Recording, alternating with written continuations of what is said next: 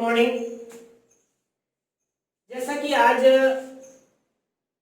नया चैप्टर शुरू कर रहे हैं केंद्रीय प्रवृत्ति के माप। बहुत ही अच्छा टॉपिक है, बड़ा क्वेश्चन आता है, तो इसको आप व्यवस्थित ढंग से और जो है वो अच्छे से करना, ताकि जो है वो गलती की संभावना इसमें बहुत कम होती है और कमजोर से कमजोर बच्चा है वो भी इसको अच्छी तरह से कर सकता है। तो जानिए, मैं आपको केंद्रीय प्रवृत्ति के टॉपिक के ऊपर अपन चर्चा करते हैं। तो सबसे पहले आपको ये जानना है कि केंद्रीय प्रवृत्ति के माप क्या है। टॉपिक के बारे में अपने कभी चर्चा नहीं की और कभी विचार शायद नहीं किया होगा कि केंद्रीय प्रवृत्ति होती क्या है, किसको कहते हैं केंद्रीय प्रवृत्ति।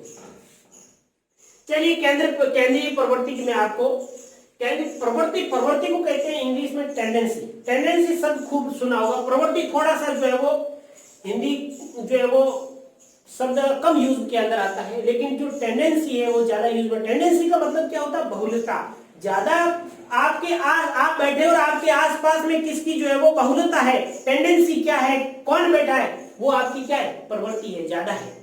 अब मैं आपको इसको एक उदाहरण के रूप में आपको पहले डेफिनेशन बताऊं। बहुत सारी संख्याएं इस प्रकार से हो या संख्याओं का समूह इस प्रकार से हो, उन संख्याओं के अंदर एक ऐसी संख्या आपको निकलेगी जो वो एक उन सभी संख्याओं का केंद्रीय बिंदु कहलाएगी, क्योंकि बाकी सारी संख्याएं उनकी संख्या के इर्द गिर्द आसपास में व्यवस्थित रूप से आपको दर्शाएगी। वही जो अंक होगा उन्हीं संख्याओं में से वो क्या कहलाएगा, जो है वो केंद्रीय बिंदु कहलाएगा, जिसको अपन कहते हैं उस बिंदु के केंद्रीय जो संख्या कौन सी है वही क्या कहलाएगी, केंद्रीय प्रवृत्ति कहलाएगी। जैसे मैं आपको एक उदाहरण के रूप में तो कुछ संख्या लिख देता हूं, 3, 5 और 9 और 15 और 18 ये संख्या है। इन संख्याओं के अंदर मैं आपको कहूं कि 3 और 5 तो मैंने इधर ले लिया और 15 और 18 मैंने इधर ले लिया और बीच में एक अंक छोड़ के 9। ये सारी संख्याएं जो है इस 9 के आसपास है, 9 के आसपास है। आसपास क्यों है? क्योंकि ये एक मध्य का अंक है और बाकी इधर की जो 9 से इधर वो छोटी संख्या है, इधर की बड़ी संख्या है, तो ये आपका क्या कहलाएगा, केंद्रीय बिंदु कहलाएगा। ये क्या कहलाएगा, केंद्रीय बिंदु कहलाएगा। और इस केंद्रीय बिंदु का केंद्रीय प्रवृत्ति क्या है, ये सारी संख्याएं केंद्रीय प्रवृत्ति द्वारा इसके आसपास में व्यवस्थित है, ये केंद्रीय प्रवृत्ति कहलाएगी। दूसरा मैं आपको एक उदाहरण लूं कि किसी विद्यालय के अंदर 500 विद्यार्थी, एक दूसरा विद्यालय है जिसमें जो है वो 700 विद्यार्थी, एक में 500 है, एक में 700 है, ठीक है। अब आपसे ये कहे कि 500 और 700 विद्यार्थी, प्रत्येक विद्यार्थी का प्रत्येक सब्जेक्ट के नंबरों की आप प्रवृत्ति ज्ञात कीजिए, तो आपके लिए बहुत बड़ा जो है वो इनका आप प्रत्येक बच्चे की प्रत्येक सब्जेक्ट की 6 सब्जेक्ट हो गए, 500 बच्चे हैं, 500 में 6 सब्जेक्ट हो गए और प्रत्येक सब्जेक्ट में आने वाले अंकों की यदि कुछ चर्चा करनी हो, उनका आपको कुछ लेखा जोखा रखना हो, तो आपके लिए कोई जो है बहुत ही भारी पड़ेगा। प्रत्येक सब्जेक्ट के लिए जो एक जो सब्जेक्ट का निकालना बहुत ही मुश्किल रहेगा। अब उसके लिए मैं क्या करूंगा कि एक कोई इसमें से फिक्स कर लूंगा, एक कोई ऐसा सेंट्रल बिंदु में जान लूंगा कि 50%, मैंने ये ले लिया 50%, जो कुछ बच्चे 50% से नीचे पहुंच जाएंगे और कुछ 50% से ऊपर पहुंच जाएंगे, तो ये 50% क्या कहलाएगा, केंद्रीय प्रवृत्ति का माप कहलाएगा। और 50% के जो है वो ऊपर और नीचे आप निकलने वाली संख्या निकाली तो आप आसानी से निकाल दोगे और तुरंत निकाल दोगे, ज्यादा टाइम भी नहीं लगेगा। और यदि आप 50% के कितने कम है और 50% से कितने ज्यादा, तो ये 50% आपका क्या है, केंद्रीय प्रवृत्ति का माप है। तो आपको अब केंद्रीय प्रवृत्ति का माप, केंद्रीय प्रवृत्ति क्या है, यह आपको अच्छी तरह समझ में आ गया होगा। चलिए, अब आप केंद्रीय प्रवृत्ति कितने प्रकार से अपन उसको दर्शा सकते हैं। केंद्रीय प्रवृत्ति मुख्य रूप से जो है 2 प्रकार की होती है, एक होता है गणितीय माध्य, दूसरा होता है स्थिति माध्य। गणितीय मैथमेटिकल एवरेज और स्थिति कहते हैं पोजीशन एवरेज। तो गणितीय माध्य और स्थिति माध्य, इनको वापस 3 प्रकार की श्रेणी बांट दिया और स्थिति माध्य को 2 प्रकार से। अब गणितीय माध्य जो है वो पहला है आपके समानांतर माध्य, जिसका जो है वो अध्ययन बच्चे कक्षा 6 से लेकर के और 10 तक कंटिन्यू करते हैं। समांतर माध्य क्या है, छोटे क्वेश्चन बनते हैं, छठी के अंदर छोटे आते हैं, उसका साथ में थोड़े विस्तारित कर दिया, 8वीं में और विस्तार कर दिया, 9वीं में थोड़ा बढ़ा दिया और 10वीं में आए तब आपका समांतर माध्य बिल्कुल अलग कहलाएगा। तो ये समांतर माध्य, गुणोत्तर माध्य, हरात्मक माध्य, और ये 3 प्रकार की श्रेणियां हैं। लेकिन आपकी 10वीं की लेवल की मैं बात करूं तो आपके ये जो है वो गुणोत्तर माध्य और हरात्मक माध्यम आपके कोर्स में नहीं है। आपको सिर्फ गणितीय माध्य के अंदर आपको सिर्फ समांतर माध्य पढ़ना है, जिसको कहते हैं अरिथमेटिकल मीन, और गुणोत्तर माध्य को कहते हैं ज्योमेट्रिक मीन, और हरात्मक कहते हैं जो है वो हार्मोनिक जो है वो मीन। क्या कहलाएगा? Harmonic mean. अब स्थिति माध्य को मीडियन कहते हैं और बहुलक को मोड कहते हैं। इन माध्यिका और बहुलक इन सब के बारे में आपने पढ़ा, समांतर माध्य इन 3 के बारे में आपने खूब पढ़ा है, लेकिन गुणोत्तर माध्य और हरात्मक माध्य नहीं पढ़ा। आप बड़ी क्लासों में जाओगे तब आपको सीखने को मिलेगा कि गुणोत्तर माध्य क्या है या हरात्मक माध्यम क्या है।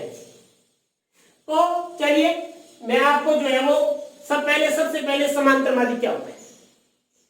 समांतर माध्यम क्या होता है कि बहुत जो है वो थोड़ी संख्याओं का कुछ इस प्रकार से समूह दे रखा है।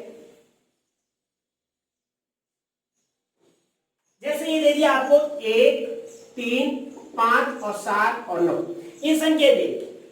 इन संख्याओं का आपको समांतर माध्यम को औसत कहते हैं, एवरेज निकालना बहुत इजी है।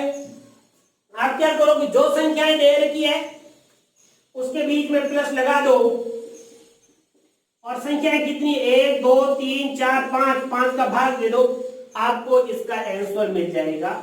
वो आपका समांतर माध्यम कहलाएगा। जो भी संख्याएं हैं उन संख्याओं के बीच का बिंदु जो है वो क्या कहलाएगा, आपके कोई न कोई बिंदु यहाँ पे आपको आ जाएगा।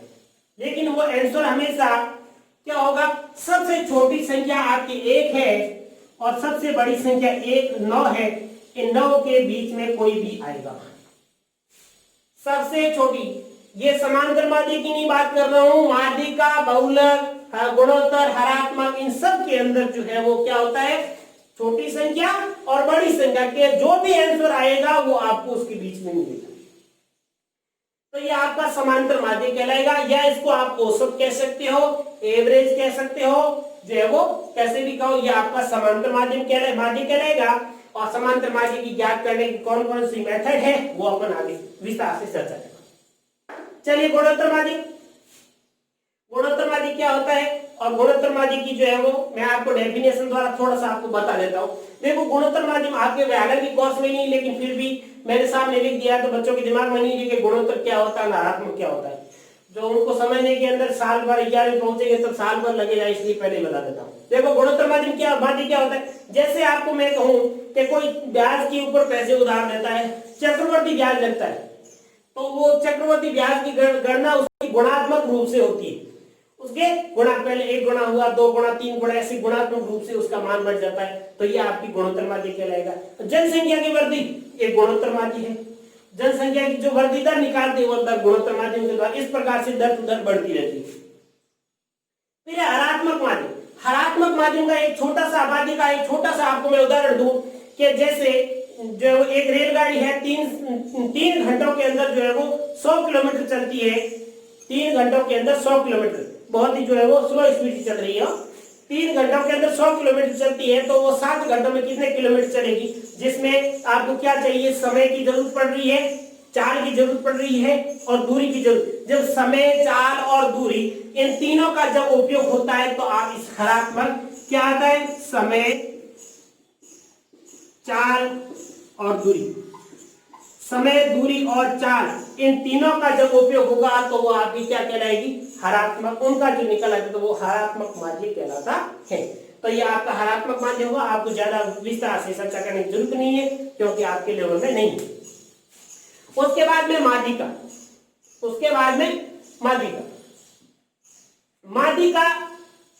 का अपन जो है वो फॉर्मूला लिखा है। माध्यिका का मतलब यही होता है कि जो संख्याएं हैं, संख्याओं का समूह है, उन संख्याओं के समूह के अंदर एक ऐसा आपको बीच का बिंदु मिलेगा। जो संख्या दे रही, जैसे इसमें निकल अपने समांतर माध्य में 1 3 5 7 9 ये अंक है। अब आंसर इन अंकों के अलावा दूसरा भी अंक आ सकता है, मतलब 5.5 आया, 6.5 आया, 7 आया, कुछ भी आ सकता है। लेकिन माध्यिका के अंदर जो ये आपके अंक है, इन्हीं अंक में से ही आपको आंसर मिलेगा। जैसे मैंने लिख दिया 5 4 3 2 और 7 और 8, इनका आपको माध्यिका निकालनी। तो माध्यिका में आपके आंसर या तो 5, देखो सबसे छोटी संख्या है 2 और सबसे बड़ी संख्या है 8, तो 2 और 8 के बीच में जो भी अंक है ये सारे 3 4 और 5 7, ये सारे जो अंक है इनमें से कोई परफेक्ट आपको अंक मिलेगा। या तो 5 आएगा, या 4 आएगा, या 3 आएगा, या 7 आएगा। ऐसा नहीं है आपको 7.5 आया या 3.5 आया या 4.5 आया, ऐसा नहीं होगा। इनमें से जो भी अंक होगा वो क्या कहलाएगा, जो है वो माध्यिका कहलाएगी। और माध्यिका के लिए अपन क्या ज्ञात करते, सब संख्याओं को सबसे पहले आरोही क्रम या अवरोही क्रम में लिख देते हैं, और संख्याओं का व्यवस्थित क्रम के अंदर जमाते हैं और उसके अंदर n/2 करते हैं। n/2 मतलब संख्याएं कितनी है बटा 2 किया, संख्या की 1 2 3 4 5 6 संख्या है, तो मैंने क्या किया 6/2 बराबर 3 अंक नहीं, तीसरे नंबर पे कौन सी संख्या है, पहले नंबर पे मैंने लिखी 2, 2 के बाद 3, 3 के बाद 4, 4 के बाद 5, 5 के बाद 7, 7 8, या तो आरोही क्रम लिखो या अवरोही क्रम लिखो। अब तीसरे नंबर पे आप काउंट करोगे, पहले नंबर, दूसरे नंबर और तीसरे नंबर पे आंसर क्या है 4, तो आपका माध्यिका क्या कहलाएगी 4। तो आपका जो है वो माध्य और माध्यिका या माध्य को उसके अंदर जो है वो बहुत अंतर है। आंसर जो भी आएगा वो फर्स्ट सबसे निम्नतम संख्या और उच्चतम संख्या के बीच में आएगा, लेकिन इसमें आंसर दूसरी संख्या भी आ सकती है, लेकिन जो माध्यिका निकलेगी उसके अंदर जो है वो इन्हीं अंकों में से कोई अंक मिलेगा। और बहुलक, बहुलक को कहते हैं इंग्लिश के अंदर मोड। बहुलक जो है, बहुलक का मतलब ये बहुलता, किस अंक की बहुलता ज्यादा है। आपको बारंबारता बंटन टेबल बनाते, उस टेबल के द्वारा लिखते हैं कि ये कौन कौन ज्यादा बार आया। जैसे 2 यहाँ पे वापस आ जाए या 3 आ जाए वापस, तो कौन आ रहा है दोबारा, जैसे मैंने यहाँ पर 2 लिख दिया तो यह 2 वापस आ रहा है, इसका मतलब बहुलता किसकी है, बाकी सब एक एक बार है लेकिन 2 क्या है 2 बार है, तो 2 की क्या बहुलता है, ये 2 क्या है बहुलक कहलाएगा। तो ये आपका बहुलक, माध्यिका और समांतर माध्य, गुणोत्तर माध्य, हरात्मक माध्य, इसको आप विस्तार से जो है वो चर्चा की अपने चैप्टर के बारे में, जो आप चैप्टर के जो है वो इंट्रोडक्शन को अच्छी तरह से देगा। अब अपन शुरुआत करते हैं। चलिए, आपका पहला है समांतर माध्य।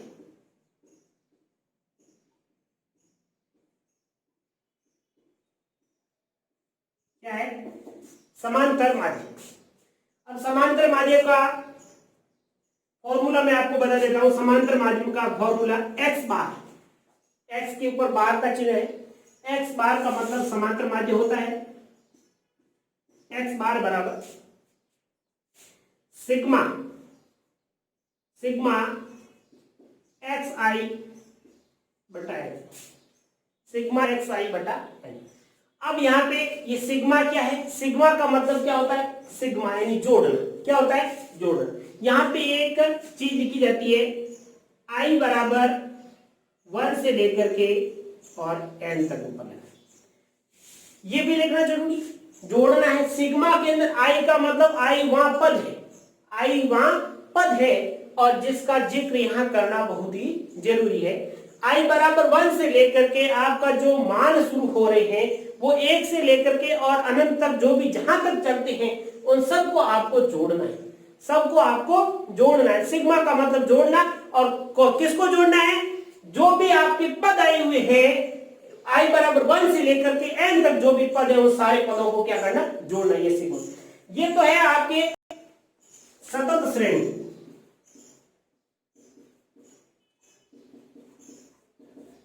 सतत श्रेणी हो, एक दूसरी असतत श्रेणी होगी।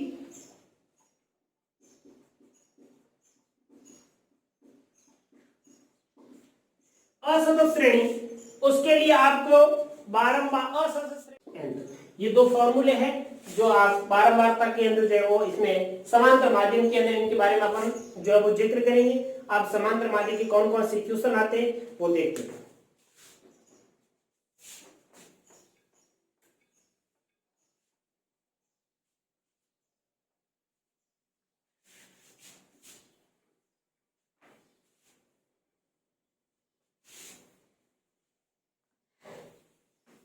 चलिए क्वेश्चन लेते हैं अपन। प्रश्नावली 17.1 है।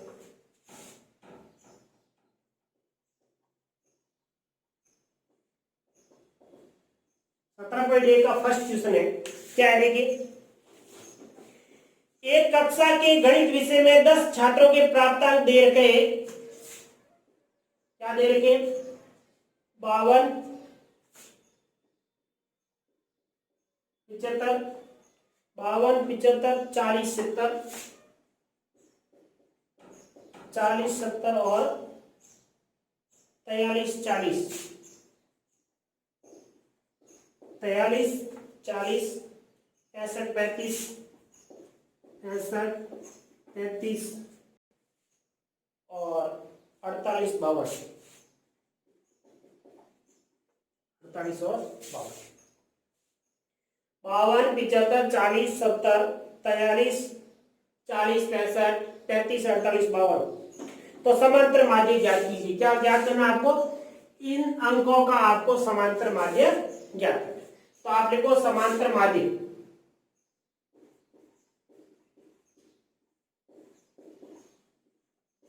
समांतर माध्य को क्या कहते हैं, एक्स बार। क्या कहेंगे, एक्स बार बराबर फॉर्मूला क्या आपके पास, सिग्मा एक्स आई बटा एल, आई बराबर 1 से लेकर एल तक। तो इन अंकों को आप क्या करोगे, जोड़ दोगे। तो ये हो जाएगा आपके, यहां लिखोगे 52 plus 75 plus 40 plus 70 plus 43 plus 40 plus 65 plus 35 plus 48 plus 52 और भाग दोगे। एन का मान कितना है, 1 2 3 4 5 6 7 8 9 और 10, 10 का मान। अब इन सबको जोड़ोगे, सबकी इकाई के अंक को जोड़ो। 2, 8 और 2 10, 10 और 5 15, 15 और 5 20, 20 और 0 20, 20 और 3 23, 23 और 0 23, 23, 23 और 5 28, 28 और 2 30, 30 का 3 0 और हासिल के 3, 3 और 5 8, 8 और 4 12, 12 और 3 15, 15 और 6 21, 21 और 4 25, 25 और 4 29, 29 और 7 36, 36 और 40, 40 और 7 47, 47 और 5 520 और 10 का भाग दिए। 0 से 0 गया, आपके पास आंसर क्या आया, एवरेज औसत कितना आया, 52। कितने का आया, 52 का। तो ये आपका 52 जो है वो सवाल में क्या पूछा गया था, समांतर माध्य ज्ञात की। तो समांतर माध्य कितना हुआ, 52। चलिए नेक्स्ट क्वेश्चन बहुत सिंपल है। दूसरा क्वेश्चन देखिए, एक विद्यालय के सही कर्मचारियों का मासिक वेतन 1720, 1750, 1760, 1710 है। तो समांतर माध्य ज्ञात कीजिए।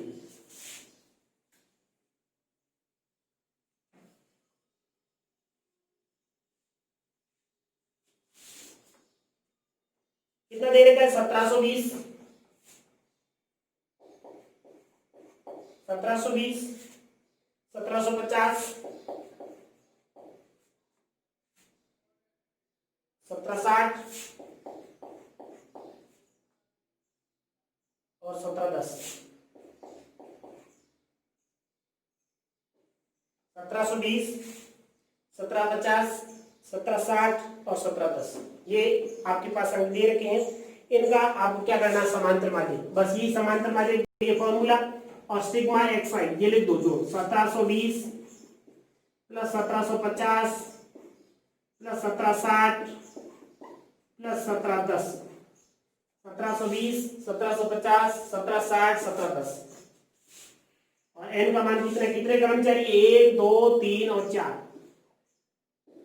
इनका जोड़ दो, 0 0 0 0, यहाँ भी 0 आ गया। 1 6 और 1 7, 7 और 5 12, 12 और 2 14, हासिल का 1, 1 और 7 8, 8 और 7 15, 15 और 7 22, 22 और 7 29, हासिल के 2, 2 एक 3, 3 4, 5 और 6, 6,940 भाग 4। अब इसके अंदर 4 का भाग 2, 4 एकम 4, पीछे बचे 2, 7 चौक 28, पीछे बचे 1, 14, 14 में 4 3 12, 2 और 5 चौक 20, 1735। 1735 रुपये लिखिए। 1735 रुपये उनका एवरेज मासिक जो है वो वेतन मिलता है।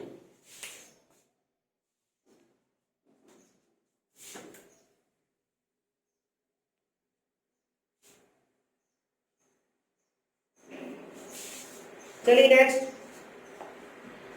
क्वेश्चन नंबर 3 थोड़ा सा अलग है। यदि संख्याएं दे रखी है 3 3 4 8 5, 3 4 8 5, 3 4 8 5 x और 3 2 1, 2 और 1, ये संख्याएं हैं। इनका समांतर माध्य 4 है तो x का मान क्या है? समांतर माध्य दे रखा है तो आप फॉर्मूला लगाओ, आपको वही फॉर्मूला और वही काम करना है, और जो मान दे रखे वहां इनपुट कीजिए और जो अज्ञात राशि होगी वो आ जाएगी। तो ये हो जाएगा सिग्मा एक्स आई बटा एन, आई बराबर 1 से एन तक। तो ये आ जाएगा आपके 3 + 4 + 8 + 5 + x + 3 + 2 + 1 बटा 1 2 3 4 5 6 7 8, कितना है? अब इनको जोड़ो, 4 3 7, 7 और 8 15, 15 और 5 20, 20 और 3 23, 23 और 2 25, 26 बटे 8, सॉरी 26 + x, 3 4 7, 7 8 15, 15 और 5 20, 20 और 3 23, 23 और 2 25, 25 और 1 26, 26 + x बटा 8। और x बार कितना दे रखा है आपके प्रश्न के अंदर? दे रखा है समांतर माध्य बराबर जो है वो 4 है। तो यहाँ x के बराबर आप 4 लिख दो, यहाँ भी 4 लिख दो, इनका गुणा करो, 4 × 8 26 + x, 8 × 4 कितने में? 32 - 26 बराबर x। तो कितना आ गया? 32 में से 26 के पीछे बचे 4 और 6, x बराबर कितना आया? 6।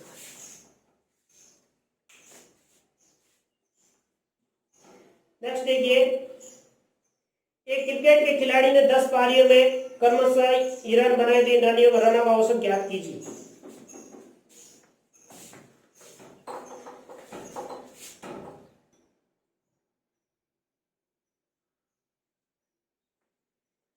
चलिए चौथा क्वेश्चन देखिए। चौथा क्वेश्चन आपके क्रिकेट के खिलाड़ी ने 10 पारियों में ये रन बनाए तो इन रनों का औसत ज्ञात कीजिए। बहुत ही सिंपल है। औसत का सूत्र क्या हुआ? x बार बराबर सिग्मा एक्स आई बाई क्या हो n, आई बराबर 1 से लेकर n तक। अब इन सब का योग करो, कितना होगा? 60 + 62 + 56 + 64 + 0 + 57 + 33 + 27 + 9 + 71 बाई n। कितनी पारियां हैं? 10 पारी। इनका योग कर लो, 1 9 और 1 10, 10 और 7 17, 17 और 20, 20 और 7 27, 27 27 और 4 31, 31 और 6 37, 37 और 2 39, 39 का आ जाएगा 9, हासिल के 3, 3 और 7 10, 10 और 2 12, 12 और 3 15, 15 और 5 20, 20 और 6 26, 26 और 5 31, 31 और 37, 37 और 6 जो है वो 43, 10। तो आपके पास आंसर क्या आया? 43.9 आपके पास औसत रन उन्होंने क्या बनाए? 10 पारी में 43.9 की औसत से उन्होंने जो है वो रन बनाए। इसमें देखिए पांचवा क्वेश्चन क्या है आपके? एक मासिक परीक्षा में 10 विद्यार्थियों द्वारा अंग्रेजी में प्राप्त निम्न अंकों से समांतर माध्य की गणना कीजिए। अनुक्रमांक प्राप्तांक। अक्सर क्या होता है ऐसे प्रश्नों के अंदर, ये x और ये जो है वो f माना जाता है और fx कर देते हैं तो यहाँ गड़बड़ हो जाएगी। यहाँ पर उसने क्या लिखा, अनुक्रमांक रोल नंबर है, बच्चों की संख्या नहीं है। ऐसे हो गए, एक बच्चे को इतने आए, दो बच्चों को इतने आए, तीन को, तो हो सकता है कि अपन को जो है वो x और f का जो है वो गुणा करके अपन fx निकाल पड़े। लेकिन यहाँ पे क्या, ये अनुक्रमांक है, रोल नंबर है बच्चे की, तो बच्चों की रोल नंबर का हो या बच्चों की संख्या का हो, तो एक रोल नंबर 3 है उसके 30, तो आपको क्या करना पड़ेगा, वही x बार बराबर sigma X I by N, I बराबर 1 से n तक। तो सिग्मा एक्स आई कितना हुआ, 30 plus 28 plus 32 plus 12 plus 18 plus 20 plus 25 plus 15 plus 26 plus 14 by कितनी संख्या है, 1 2 3 4 5 6 7 8 9 और 10 विद्यार्थियों की संख्या कितनी है, 10। इन सबको जोड़ो, 4 6 4 10 10 5 15 15 और 5 20 20 और 8 28 28 2 30 30 2 32 32 8 40 40 का हो जाएगा 0, हासिल के लगे 4 4 और 1 5 5 2 7 7 और 1 8 8 और 2 10 10 2 12 12 1 13 13 14 14 और 3 17 17 और 2 19 19 और 3 22 220 बटे 10, तो आपके पास 0 से 0 गया, आंसर क्या आया, 22 आंसर 22 प्राप्त अंक क्या है, 22। एवरेज प्रत्येक बच्चे को 22 अंक आ रहे हैं। नेक्स्ट देखिए, ये भी सेम छठा क्वेश्चन क्या है, एक विद्यालय में पुस्तकालय में 10 दिन से छात्रों को दी गई पुस्तकों की संख्या है। 10 दिन के अंदर जो छात्रों को पुस्तकों की संख्या दी, उनका औसत निकालना है कि डेली प्रत्येक दिन जो है वो कितनी बुक्स दी गई थी। तो आप x bar equal to sigma X I by N, I बराबर 1 से n तक, तो क्या आ जाएगा, सिग्मा एक्स आई का मान कितना आया, इन सबको जोड़ लो।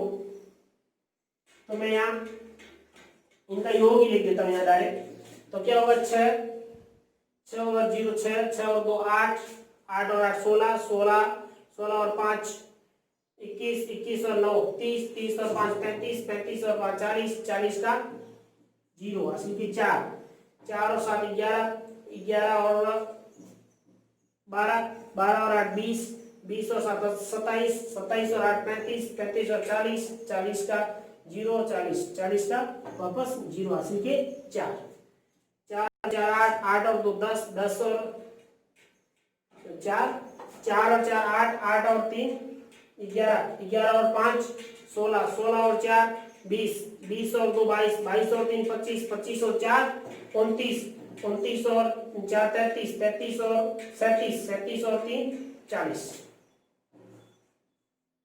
4000 और कितने, 1 2 3 4 5 6 7 8 9 और 10, 0 से 0 गया, तो एवरेज कितना आया, 400। ये आपका आंसर मिल गया। चलिए नेक्स्ट,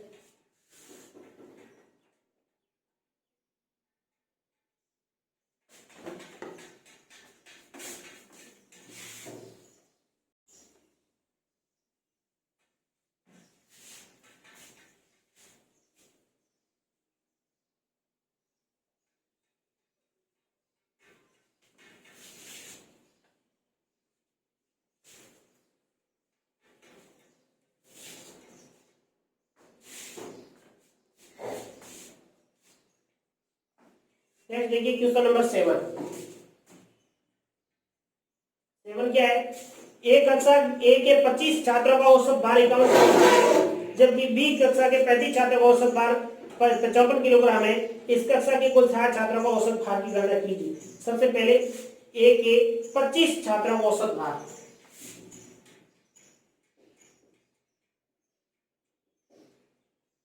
छात्रों का औसत भार कितना है, 25 छात्रों का औसत भार है 51 किलोग्राम। और दूसरा है बी के 35 छात्र, आप लिखोगे बी के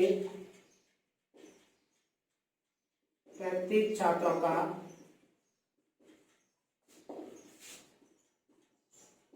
औसत भार कितना दे रखा है? 35 छात्रों का औसत भार 54 किलोग्राम।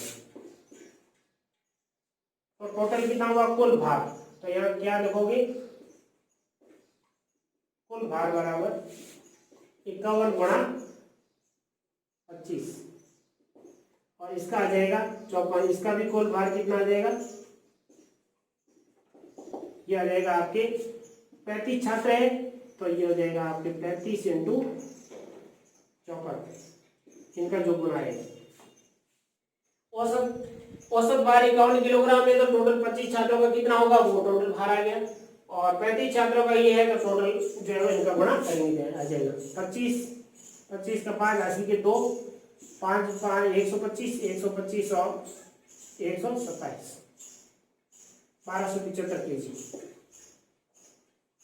इसका आ जाएगा 54 35 54 4 इंटू 5 20 80 के 2 4 3 12 और 2 14 5 और 25 80 के 2 5 3 15 और 2 17 0 9 और 8 1890 कितना है? 1890। तो कुल भार कितना आया?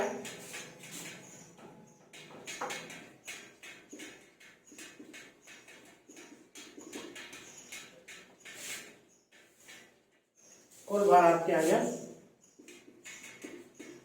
1275 प्लस 1890।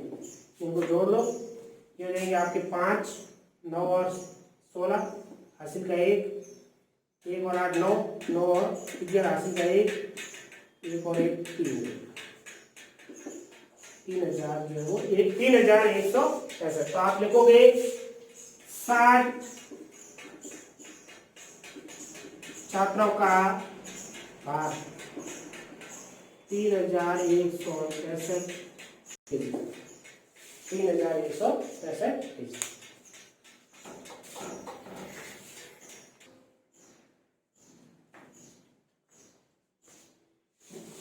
चलिए, ये अपना 7वां क्वेश्चन था जिसमें से छात्रों का भार दे रखा है। अब आपको क्या ज्ञात करना है? छात्रों का औसत भार दे करना है।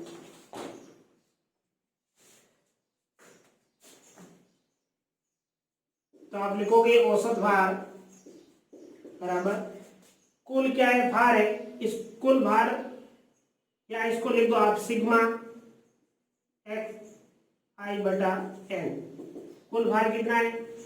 3165 और टोटल छात्र कितने हैं? 60। अब इसका 60 में भाग दे दो तो आपके आंसर मिल जाएगा। 5 के पार्ट से काटोगे तो 5 6 पंजा 30 5 3 15 और 5 3 15 5 के पार्ट से और ये गए 12 बार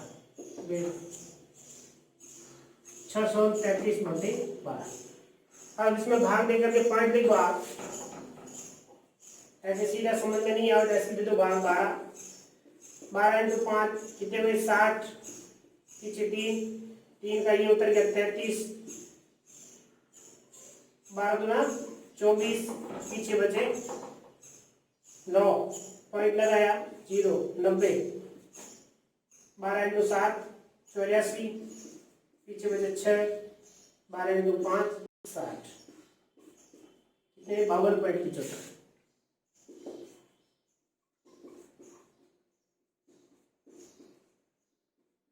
52.75 जो है वो 60 छात्रों का जो है वो प्रत्येक छात्र का औसत भार जो है वो किया कीजिए। नेक्स्ट देखिए,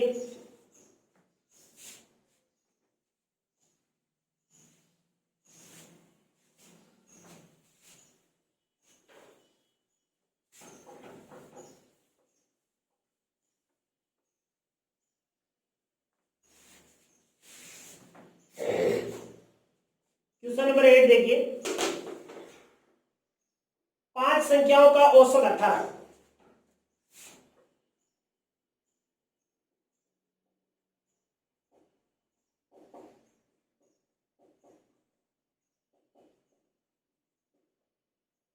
पांच संख्याओं का औसत बराबर 18। 5 संख्याओं का औसत 18 है। ठीक है, 5 संख्याओं का औसत तो 18 दे रखा है, और दूसरा दे रखा है यदि एक संख्या हटा दी जाए तो औसत 16 हो जाता है। तो अपन इनका कुल ज्ञात कर लेते हैं। 18 × 5 90। 5 संख्याओं का औसत 18 है, तो 5 संख्याओं का कुल कितना होगा? 90 होगा। अब वो नेक्स्ट क्या कह रहा है, यदि एक संख्या हटा दी जाए तो औसत 16 हो जाता है। एक संख्या हटाए तो आप लिखोगे एक संख्या हटाने पर औसत कितना हुआ? 16 हो जाता है। कितना हो जाता है? औसत जो है वो 16 हो जाता है। तो कुल कितना होगा? 16 गुणा एक संख्या हटाई तो पीछे कितनी रही? 4, 64। तो आप लिखोगे हटाई गई संख्या,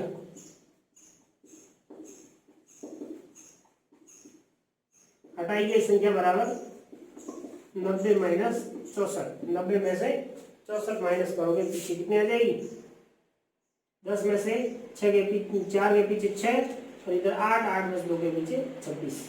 तो हटाई गई संख्या कौन सी थी? 26 थी।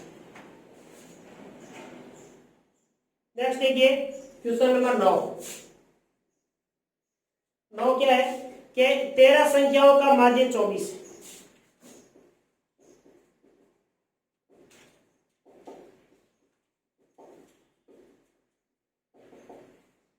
13 संख्याओं का माध्य 24, तो कुल कितना होगा? 13 गुणा 24, 13 × 4 = 52, 5 फिर 26, 26 और 5 31, 312, कुल 312 होगा। अब वो क्या, जैसे जैसे प्रश्न के अंदर वो कह रहा वैसे आप करते जाइए। नेक्स्ट देखो, यदि प्रत्येक संख्या में 3 जोड़ दिया जाए, यदि प्रत्येक संख्या में 3 जोड़ दिया जाए, प्रत्येक संख्या में 3 जोड़ा,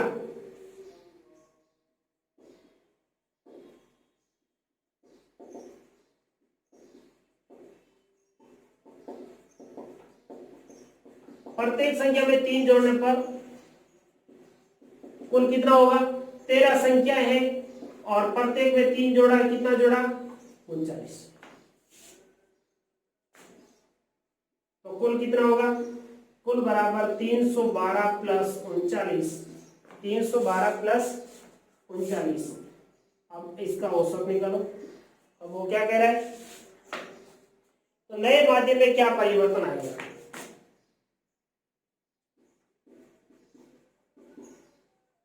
नया माध्य बराबर हो जाएगा 312 प्लस 39 बटे टोटल संख्या कितनी? 13।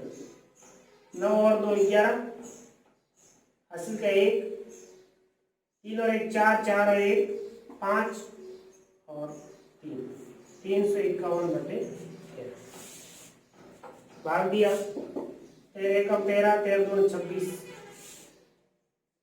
पीछे 9, फिर 13 7 91, 27। तो नया माध्यम के माध्य कितना था? पहले कितना था? 24 था, अब 3 है। और वैसे तो सीधा देखा जाए, ये तो कैलकुलेशन करके निकाला, लेकिन यदि सीधा निकाले तो पहले 24 था और प्रत्येक में एक एक बढ़ा तो 25 आएगा, 2 2 बढ़ा तो 26 आएगा, 3 3 बढ़ा तो 27 आएगी। ये 3 कह रहा है तो 27 अपन सीधा डायरेक्ट भी बता सकते हैं, लेकिन आपको कैलकुलेशन करके बताना। चलिए नेक्स्ट,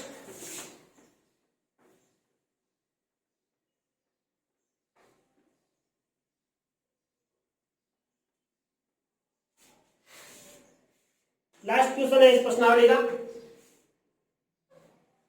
क्वेश्चन नंबर 10 देखिए, एक विद्यालय के 5 कर्मचारियों का औसत मासिक वेतन 3000 रुपये।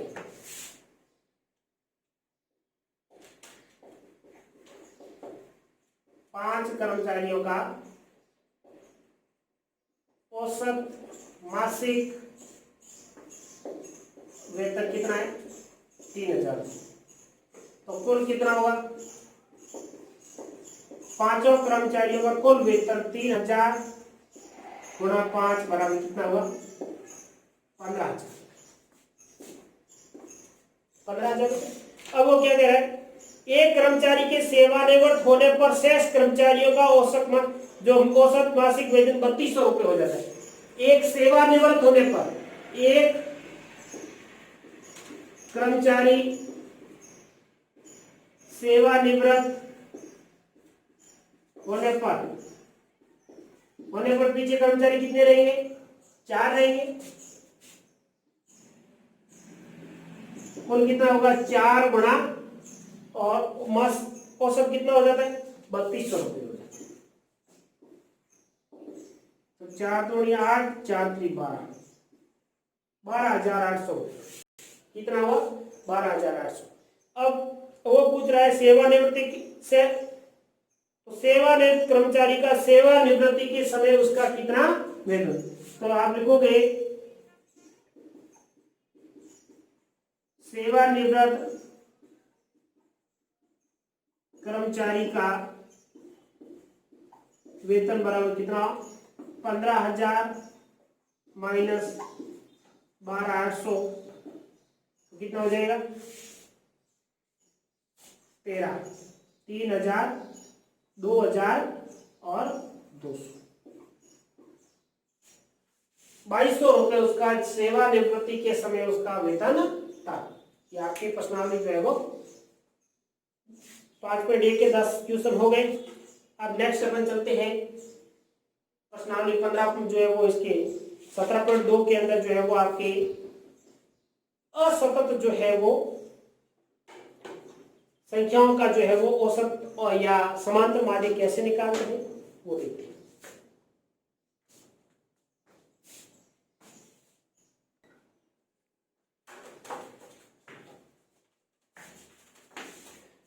चलिए फर्स्ट क्वेश्चन है प्रश्नावली आपके 17.2 के अंदर। अब इसके अंदर जो पिछले क्वेश्चन था उसमें जो है बारंबारता नहीं दे रखी थी और ये अब आप जो है वो बारंबारता दे रखी है। तो बारंबारता के लिए आपको x और f, सबसे पहले आपका काम क्या रहेगा? fx ज्ञात करना। f के और x के पद को आपस में गुणा करना। 3 को 2 से गुणा करोगे 6, 5 को 4 से करोगे कितना आएगा? 20, और 8 को 5 से किया 40, और 11 को 3 से किया 33। यहाँ आप इसका योग कर दो भाई, इसका f का fx का योग कर दो। 6 और 3 कितने हो गए? 9, और 2 4 6 और 3 ये भी कितना देंगे? 9। इधर f का योग करो 2 4 6 और 5 11, 11 और 3 कितने हो गए? 14। 11 और 3 कितने हो गए? 14। चलो 2 और 4 6 और 5 11, 11 और 3 14। इधर 6 और 3 9, 2 4 6 और 3 9। ये आपके मान है 2 4 5 3, 2 4 5 और 3। चलिए अब आपके पास सीधा फॉर्मूला क्या है? x बार बराबर sigma F I X I by sigma F आई बराबर आपके 0 से लेकर के और n तक है। तो sigma F I X I का सिग्मा का मान जोड़ना है। जोड़ने पर आपके पास मान कितना आया? 99, और सिग्मा एफ का मान कितना आया? 14। इसके अंदर 14 का भाग दे दो।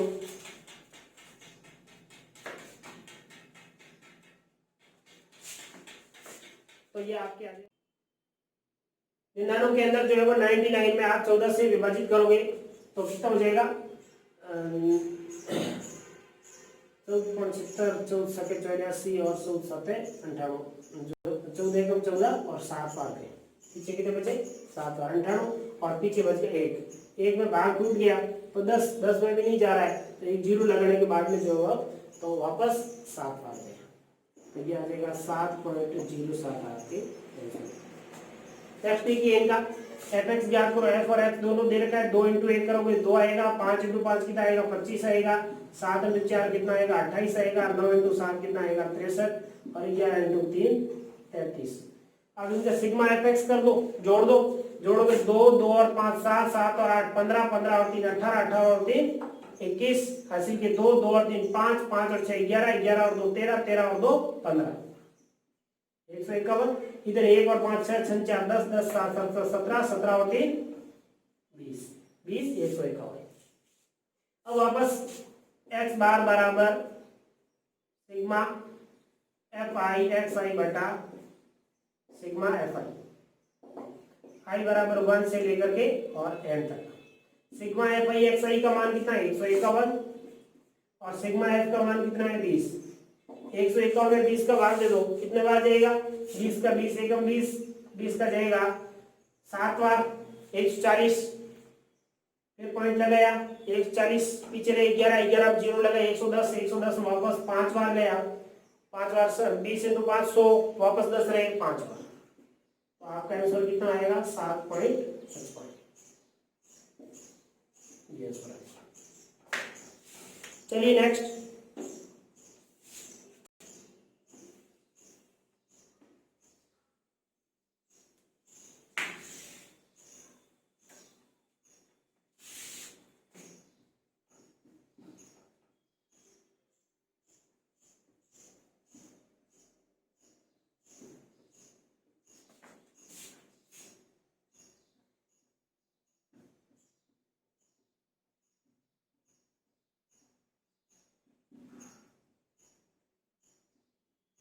क्वेश्चन नंबर 3 देखिए, 3 है आपके 0.1, एक्स का मान कितना है 0.1 और उसके बाद में 0.2, 0.3, 0.2, 0.3, 0.4, 0.5 और 0.6, एक और कॉलम बढ़ेगा आगे, तो ये हो जाएगा आपके 0.6 तक हो गया एक्स का मान। और उसके बाद में देर का एफ का मान 30, 60, 30, 60, 30, 60, 20, 40, 20, 40, 30, 60, 20, 40, 10, 50, 10, 50, 01, 02, 03, 04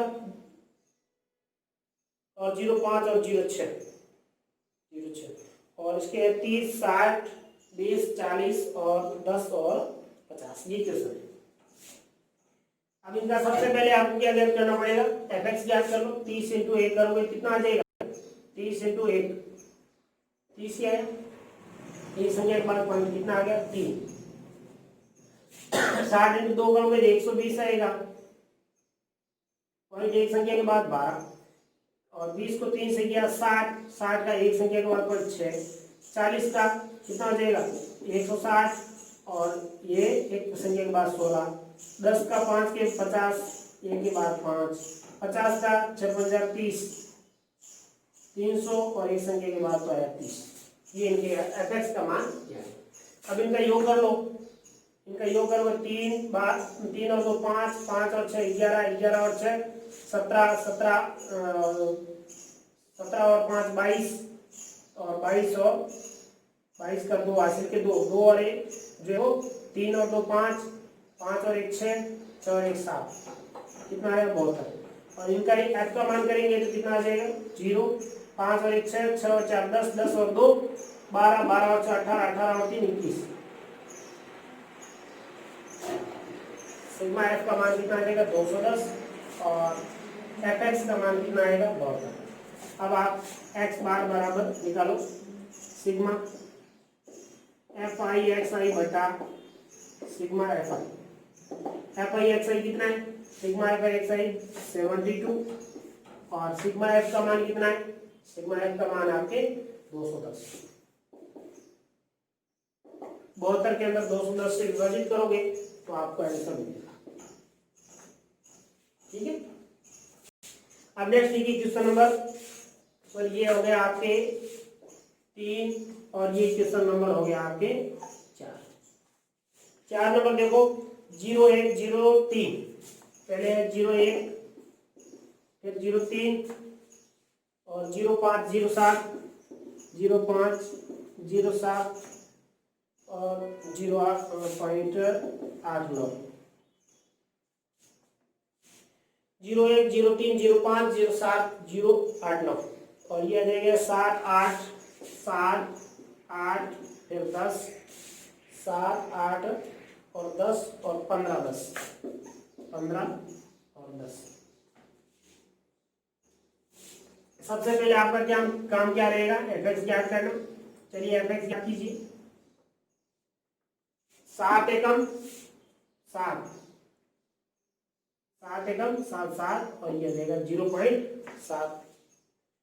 उसके बाद में 8 8 3 24, एक संख्या के बाद 2.4, 50 एक संख्या के बाद 0.5, 15 15 15 7 105, 105 एक संख्या के बाद 10.5, 10 को 8 9 से गुणा किया तो ये हो जाएगा 890 और दो संख्या के बाद है तो ये दो संख्या 8.9। ये आपके मान है। इनको बिना पॉइंट से डायरेक्ट गुणा कर दो और फिर पॉइंट लगाते हो बस। अब सिग्मा एफ एक्स का मान ज्ञात करो। सिग्मा एफ एक्स का मान ज्ञात करोगे तो ये पॉइंट से इधर इधर वाले पहले जोड़ दो आप। पॉइंट से इधर इधर पहले आप जोड़ोगे 7 और 4 11, 11 और 5 16, 16 और 9 जो है वो 25 का 5 हासिल के 2, 8 और 2 10, 10 और 5 15, 15 और 2 17, 17 का 7 हासिल का 1, 1 और 1 कितने हुए 2, 27.5। कितना आ गया 27.5। 10 और 8 18, 18 और 5 23, 23 और 2 25, 25 और ये पीछे वाले 27.5। सिग्मा एफ का मान 8 7 15, 15 और 2 25, 25 और 30 40, 40 और ये 50। अब फॉर्मूला लगाओ। सिग्मा एक्स बार बराबर sigma F I X I बटा सिग्मा एफ आई। सिग्मा एफ एक्स का मान कितना है 27.5 और सिग्मा एफ का मान कितना है 50। अब 27.5 के अंदर जो है वो 50 का भाग में दो तो ये आ जाएगा 275 बटे 500। अब इसमें भाग में दो आप। 25 का भाग दोगे तो ये 25 एकम 25, पीछे 2 2 का आ जाएगा 25, वापस 25 एकम 25, 11 बार और ये हो जाएगा 25 दूना 50, 2 20 बार तो ये आ जाएगा आपकी 11 बटे 20। पूरा कैलकुलेट करोगे तब इसका पॉइंट में आंसर आ जाएगा। चलिए नेक्स्ट क्वेश्चन नंबर 5 देखिए। 100 परिवारों में बच्चों की संख्या दे रखी है, इनका समांतर माध्य ज्ञात कीजिए।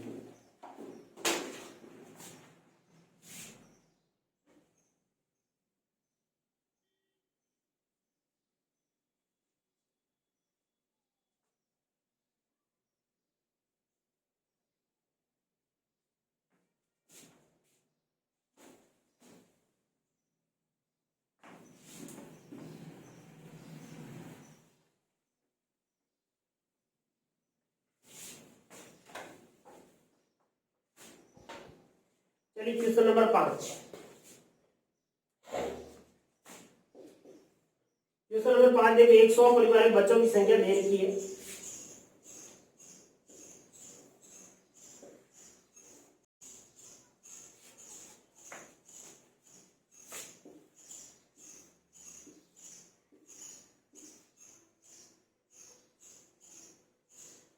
बच्चों की संख्या और परिवार, ये बच्चे और ये है आपके परिवार। बच्चे कितने के दे रखे 1 2 3 फिर 4 फिर 5 और फिर 6 और परिवार दे रखे हैं 45 25 19 8 2 और 1। बच्चों की संख्या और परिवार की संख्या। अब इसको तो आप बच्चे कितने हैं, एक बच्चे वाले कितने 45 परिवार है तो इसको तो x मान लो, ये आपका f कहलाएगा। ये आपका परिवार कितने 45 है तो इन और यहां पर आप निकालोगे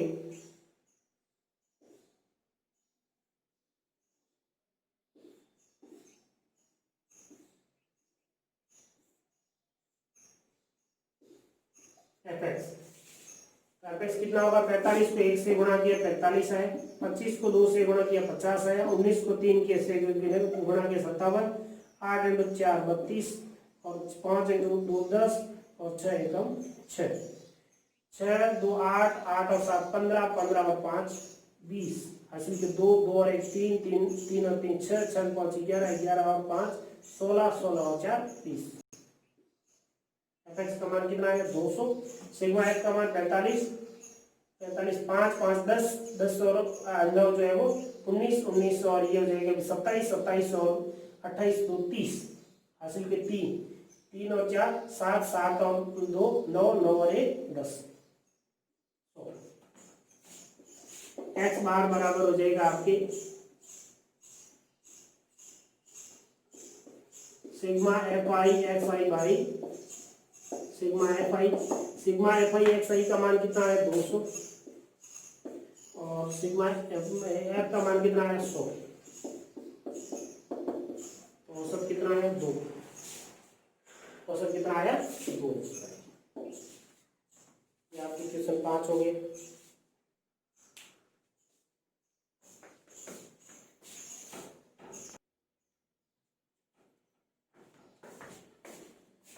चलिए क्वेश्चन नंबर 7 देखिए। क्वेश्चन नंबर 7 आपके है निम्न बंटन का माध्य दे रखा है 7.5 तो P का मान आपसे पूछेगा। यहाँ पे P एक अज्ञात राशि है, इसका आपको वैल्यू निकालनी।